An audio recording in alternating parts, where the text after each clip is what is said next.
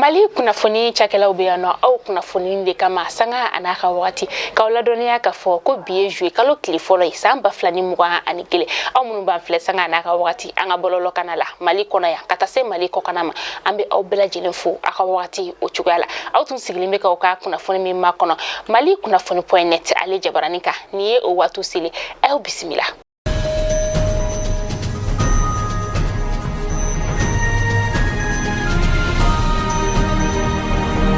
Kanga kunnafoni daminɛ ni fɛn min ye sa ni wagati na an kɔni donna seliba ale kalo o kɔnɔna la a yirala ka fɔ ko saga ale kɔni gɛlɛyalen don kosɛbɛ sagafeereyɔrɔ olu la ka sababuya kɛ seli masurunya in o la sagafeerelaw fo ka taa se sagasanaw ma olu kɔni kelenna bɛ ka ɲɔgɔn ɲininka yala saga ale kɔni sɔngɔ o bɛna jigin yani seli masurunya cɛ wa.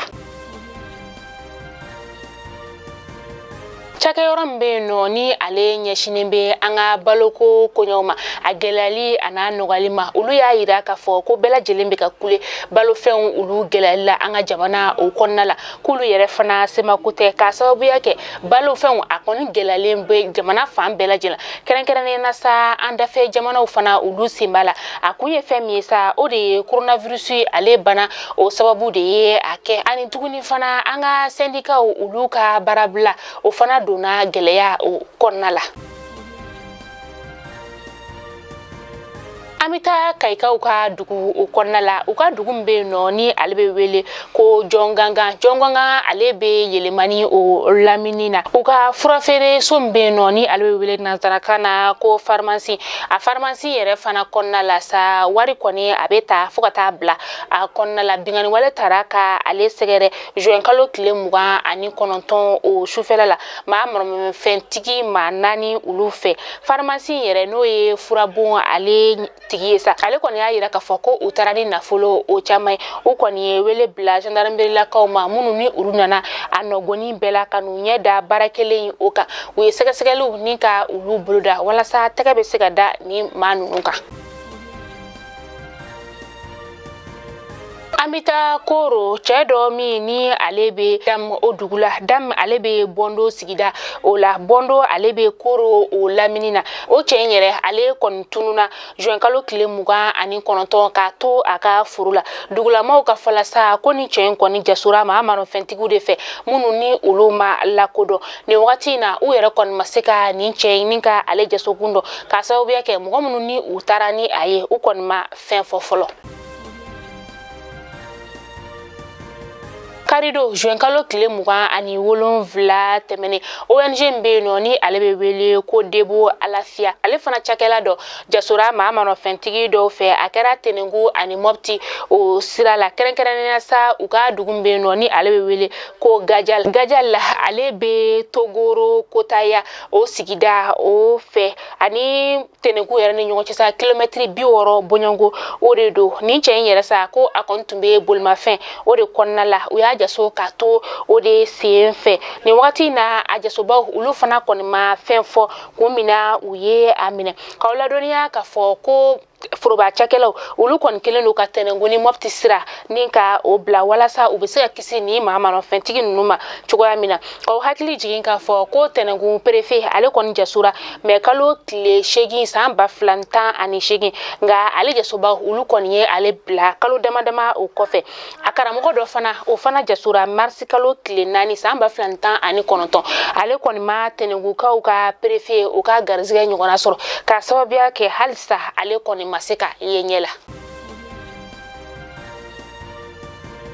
Cɛ saba minnu ni olu kɛra sababu ye ka u daga wuli terikɛ ni ka o bɔnɛ a ni na ni o ye Jibril Jalo ye a kɛra septembre kalo san 2020 premier arrondissement ma u kɔni ye ni maa saba ninnu ni ka kunnafonidilaw wele juin kalo tile 28 tɛmɛnen k'o yira kunnafonidilaw olu la Usman na ale yɛrɛ de kɛra sababu ye ni ka terikɛ in faga Jibril Sanogo fo ka taa se Bajan Dumbiya ma u saba u kɔni ye u minɛ juin kalo tile 25 sufɛ ka taa se juin kalo tile 26 san 2021 ma u y'u minɛ ni ka taga n'u ye kaso o la yan'u ka se kiiri tigilamaw olu ma.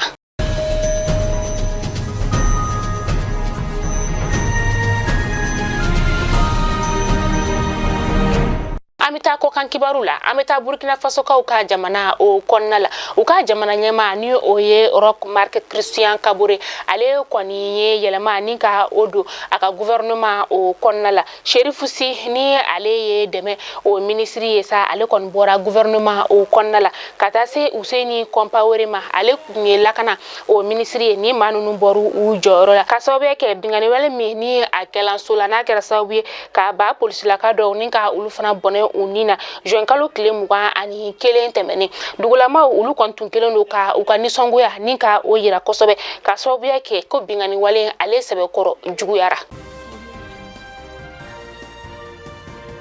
ambita Mauritanie uka jamana nyama koro ni oyi Abdel Aziz Bouteflika de wakati na ale koni be datuguli o boloka uka ba police la kaw uluka daga yoro o la nokshot kaw lu feno adako datugu kunye femi sa o de ka fo ko aye yurgu ni ka o ta ka jamana na fulu ka o segere ni yere mun fara amasa alsa akoni majo akelnina o shila ni jamana nyama koro akoni be aka sorla domba fokata se ademso abulle bisimila jonkalo kile muga ani woro samba flani muga ani kile Mohamed Ould Abdel Aziz Bouteflika ale koni ye iba ninka Commission nationale des droits de l'homme o nyema ninka o bisimila no ye Mohamed Salem Ould Buhubeni yesa o koni ya ira ka fo koni kon kera balnambaye alela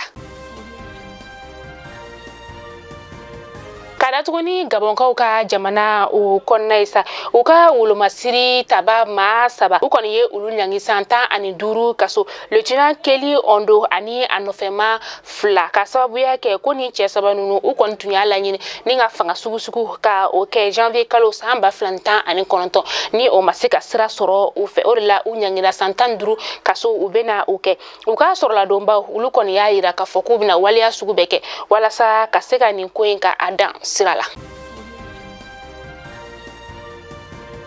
Mali kuna foni jabarani la jabo aw klo garzge karani kuna foni debi ninga da aw kelgala bela jelen kuloka aw ni che akola jeli ko nyumana nala manga jona ame nyugo sono shini inshallah kuna foni kura ulu keneka yana nga kambe da nyugo isa ama fo nyana akotuka abone anga page Facebook ona anga page YouTube la akotuka anga kuna foni ninga ulu eme katoka a partager aw kambe jien watiwere